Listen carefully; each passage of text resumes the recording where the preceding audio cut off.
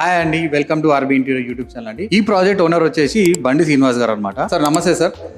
నమస్తే అండి. ఇనిషియల్ దగ్గర నుంచి హ్యాండ్ ఓవర్ వరకు మాతో జర్నీ ఎలా ఉంది, డిజైనింగ్ పరంగా కానీ, క్వాలిటీ పరంగా కానీ, వర్కింగ్ స్టైల్ కానీ, తర్వాత ఏదైనా ప్రాబ్లమ్స్ వస్తే ఏ విధంగా మేము సాల్వ్ చేసాం, ధైర్యంగా మీకు నించొని ఉన్నామా లేదా అనేది మా వ్యూయర్స్ కి మీరు చెప్పండి sir. You are with your timelines, people map చేయడం like how they are executing the weekly checks, how the project is going on.